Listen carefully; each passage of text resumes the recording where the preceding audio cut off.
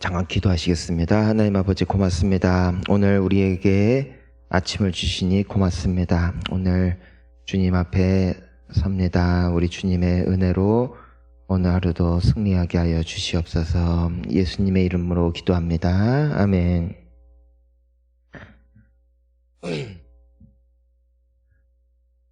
오늘 우리 말씀에서 이제 베드로후서 2장 1절부터 11절 이 소제목이 있어요.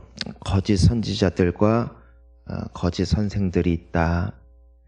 이것은 이젠 우리가 성경에 보면은 교회에 알곡이 있고 또 뭐가 있다고 기록되어 있습니까? 또 가라지가 있다. 그러니까 교회에는 알곡, 즉 그 안에 성령님이 계시고 예수님이 계시고 또 그분을 향한 믿음 있는 사람들, 그들은 시간이 지나면 지날수록 그들의 인생과 삶에 열매가 맺히고, 알곡은 자라면서 어떻게 돼요? 고개를 숙이죠. 그래서 예수님을 잘 믿고 그 안에 예수님을 모시고 사는 사람들은 시간이 지나면서 어떤 결과가 나타나냐면은 겸손해지고 갈수록 낮아지고, 저는 우리 모두가 그와 같은 사람들 될 수 있기를 간절히 소망합니다. 갈수록 내가 없어지고 자랑할 건 예수밖에 없는 것이죠. 그런데 가라지가 있습니다. 처음에 보면은 몰라요. 그런데 그 안에는 예수님이 없고 또 믿음이 없는 사람들, 시간이 지날수록 그 차이가 나타나는 것이죠. 이가 높아지고 자신의 의견이 강하고, 근데 이것을 구별할 수가 없고, 처음에는 또 그것을 구별한다 할지라도 그 마지막까지 주님은 어떻게 하라 하시냐면은 내버려둬라. 추수 때 되면 알곡은 곡간해드리고 또 가라지는 태워 없애버릴 것이다. 그 날이 올 때까지는 항상 이 교회에는 두 가지 종류가 항상 공존할 것이다. 공존하게 될 것인데, 그 가라지들이 이 교회에 있고 또 그 안에 또 그 가라지들이 누구와 같은 것이다. 바로 이 거짓 선지자들과 거짓 선생들 또한 있을 것이다. 여기에는 이제는 우리가 두 가지를 생각을 해볼 수가 있는 것인데, 실질적으로 그 교리를 말하는 것일 수 있습니다. 이단 사상을 말하는 것이죠. 그래서 잘못된 말씀을 가르치는 목회자들 혹은 교주들, 이런 사람들을 일컫는 것입니다. 그래서 우리 교회에 오시는 분들 중에, 특별히 타지에서 이사 온 분들 중에는 오게 된 이유가 무엇인가, 여러 이유가 있지만 그 중에 장로교라서 왔습니다 하는 분들도 있어요. 왜냐하면 그 지역마다 특색이 있는데, 장로교에서 쭉 자란 분들은 가면 무조건 장로교회로 가라, 또 어떤 분들은 감리교회로 가라, 이와 같이 교단을 보고 가는 이유도 그 교단이 지켜주는 나름대로 건강한 신학이 있기 때문에 이렇게 하는 것이죠. 물론 뭐 장로교, 감리교 간판 달아놓고 막상 본인들은 신천지인 사람들도 있긴 있습니다만은 그것은 잘 구별해야 되겠죠. 어쨌든 이와 같은 사람들이 있고, 그래서 이단을 만나면 두세 번 권면한 뒤에 멀리 하라고 합니다. 그러니까 그들을 설득하려고 하지 말고, 말 섞지 말고 몇 번 권면한 다음에 그냥 이렇게 멀리 해라. 왜냐면은 미혹될 수 있기 때문에. 그래서 여러분이 혹시라도 이젠 또 직장생활 하시다가 그런 사람들 만날 수 있을 것인데, 좋아, 이 사람 넌 무슨 얘기 하나 좀 들어보자, 귀 기울이지 마시고 그거 이단이니까 하지 마세요 하고 그냥 멀리 하래요. 멀리. 그것이 이제 성경이 우리에게 말씀해주는 진리죠. 그래서 이와 같은 거짓 선지자들이나 거짓 선생들이 있습니다. 그런데 또 두 번째 의미가 있는 것 같아요. 우리 1절 한번 다시 읽어보겠습니다. 시작. 그러나 백성 가운데 또한 거짓 선지자들이 일어났었나니 이와 같이 너희 중에도 거짓 선생들이 있으리라. 그들은 멸망하게 할 이단을 가만히 끌어들여 자기들을 사신 주를 부인하고 임박한 멸망을 스스로 취하는 자들이라. 이와 같은 대놓고 나 이단이요 하는 사람이 있는가 하면은 우리 교회 내에서 안타깝게도, 그러니까 의도한 바는 아닌데 그러니까 우리 스스로가 거짓 선생이 될 수가 있다. 그리고 야속하게도 그런 사람이 내 곁에 함께 신앙생활하고 있는 사람이 될 수가 있다. 이제는 이것을 우리가 오늘 좀 보는 것이죠.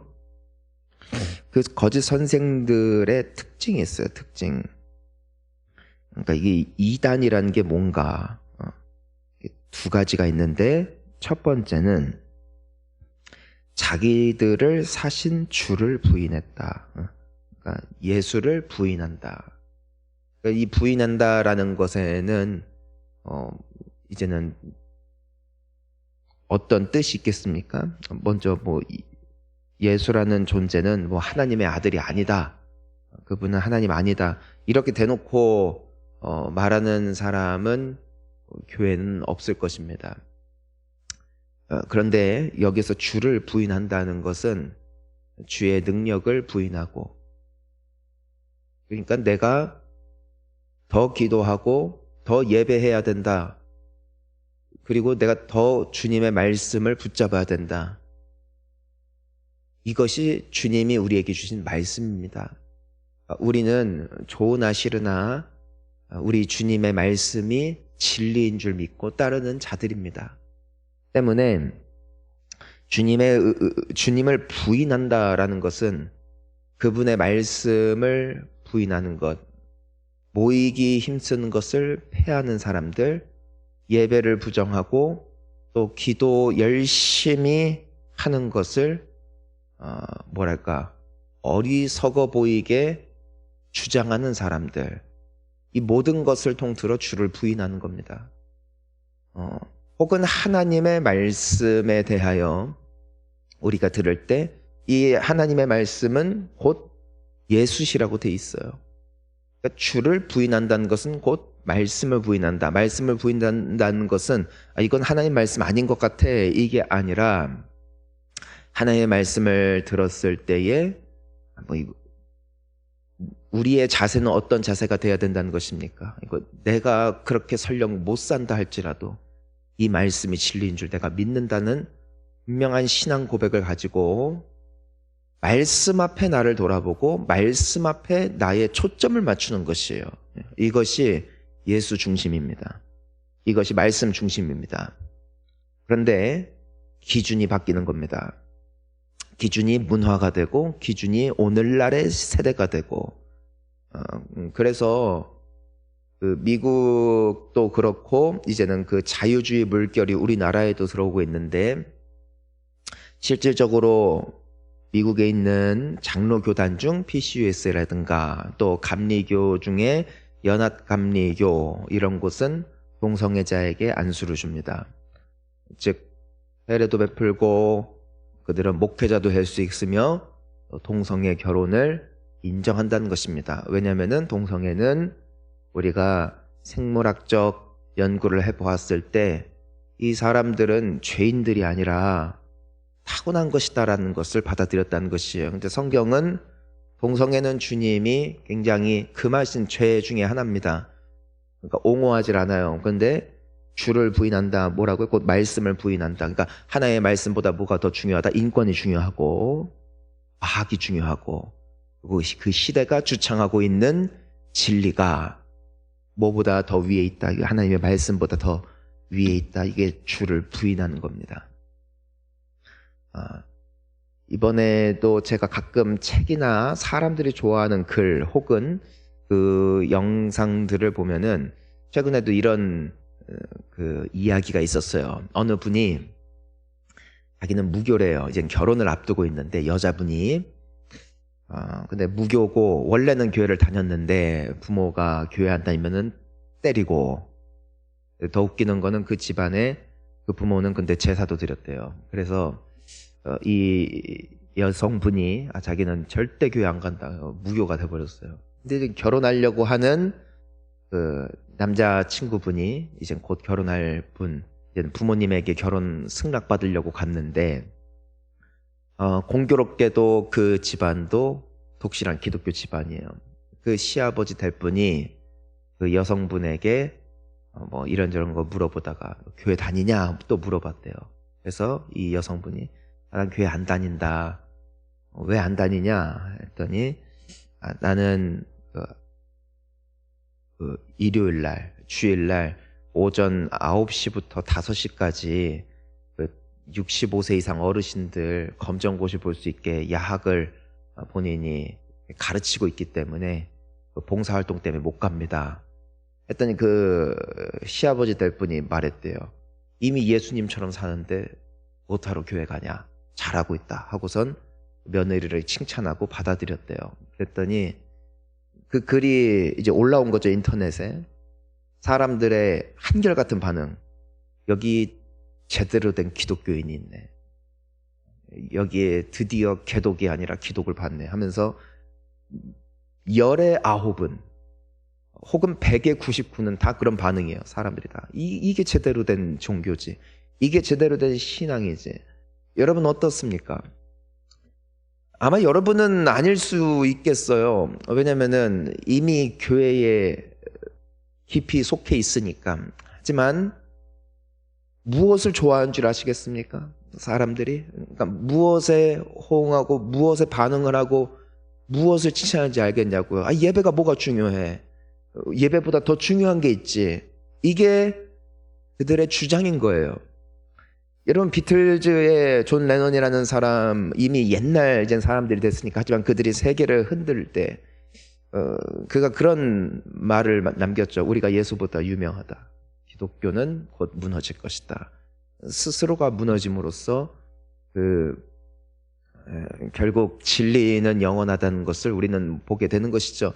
여러분, 주를 부인한다는 것은 우리에게도 동일하게 나타나 있는 도전인 거예요.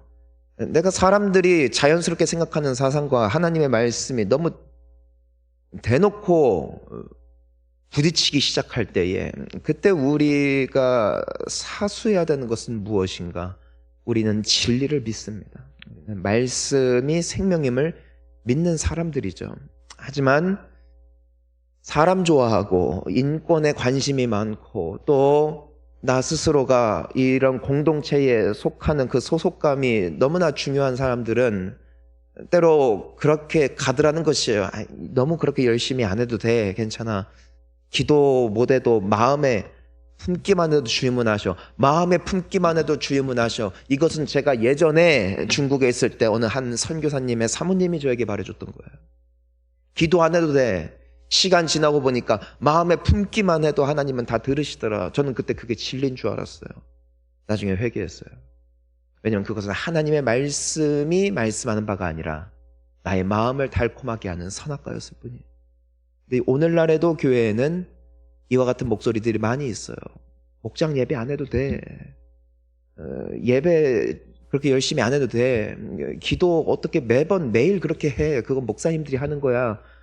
어떻게 성경을 그렇게 매일 읽어? 바쁘잖아. 일을 하잖아. 열심히 사는 거야. 원래 젊을 땐 그런 거야. 이게 주를 부인하는 거예요. 만약에 내가 하나의 말씀이 기준이 아니라 나의 경륜, 나의 경험, 내가 신앙생활을 하면서 내가 느꼈던 부분을 하나님의 말씀이 말씀하는 것보다 더 우위를 차지하고 있다면 나는 거짓 선생이요, 거짓 선지자가 될 수 있으며 이와 같은 사상들이 교회를 좀먹습니다. 우리가 진실된 말씀을 사모하는 참 선생 돼야 될 줄 믿습니다. 자녀들에게 이것을 가르치라고 하셨어요. 너희 때는 다 그래 라는 말씀은 성경에는 없어요.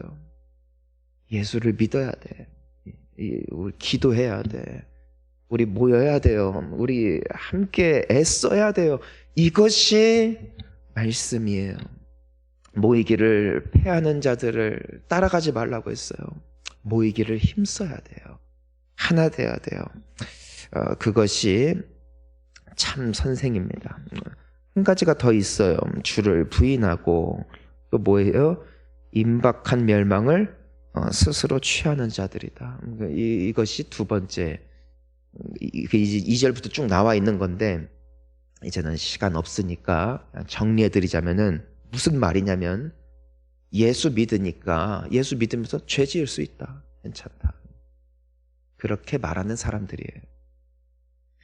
여러분 이 중에 죄를 안 짓는 사람은 없어요. 근데 우리 안에 예수가 있을 때 우리는 적어도 죄와 싸워요. 어느 아이가 힘이 없는 아이가 길거리를 걷다가 어떤 이상한 사람이 우리 같이 저희 가볼까 할 때 아이들은 교육을 받아요. 싫어요. 안 돼요. 도와주세요. 소리를 지르라고 배웠어요. 그러니까 거부해야 돼요. 따라가는 것을. 내가 힘이 없다 할지라도 내가 할 수 있는 걸 함으로써 도움을 요청하는 거예요. 주님이 우리가 죄 앞에 설 때 물론 그 죄의 미혹에 넘어질 때도 있지만 그때마다 주님이 우리에게 알려주시는 게 있어요. 자, 따라합니다. 주여 나를 도우소서. 이것이 주님이 알려주시는 죄와 싸울 수 있는 주님의 도우심을 구하는 방법입니다. 나 혼자 못 싸우니까. 여러분 우리는 죄 앞에 철저히 어린아이예요. 어느샌가 유혹과 미혹에 끌려다닐 수밖에 없는 약함이 우리 모두에게 있죠. 하지만 그때마다 베드로가 물에 빠질 때 외쳤던 것처럼 눈먼 소경이 안진뱅이가 귀신 들렸던 자의 아버지가 외쳤던 것처럼 주여 나를 도우소서 혹은 주여 나를 불쌍히 여기소서. 이것이 우리 예수 그리스도께서 한 걸음에 달려와 나를 도와주시고 붙잡아 주시고 그 더러운 죄와 그 더러운 유혹에서 우리를 끄집어내 주시는 살아계신 하나님의 능력이 되어질 줄 믿습니다. 근데 거짓 선지자들은 뭐라고 말하는 줄 알아요? 지을 수 있지. 그래요. 그러니까 지을 수 있어요. 근데 거기까지예요. 예수님은 그 간음했던 여인을 향해 사람들이 돌을 쳐 죽이려고 할 때 예수님이 땅바닥에 앉아 뭔가를 쓰셨죠? 2번. 그리고 결국에는 그 죽이려던 군중들이 하나둘 떠나가요. 왜냐하면 예수님이 말씀하셨거든요. 너희 중에 죄 없는 자가 돌로 쳐라. 아마도 예수님이 대표로 땅바닥에다가 어떤 사람 거기에 있는 사람 중에 이름 하나 써놓고 옆에 했더니 그 사람이 도망간 것 같아요.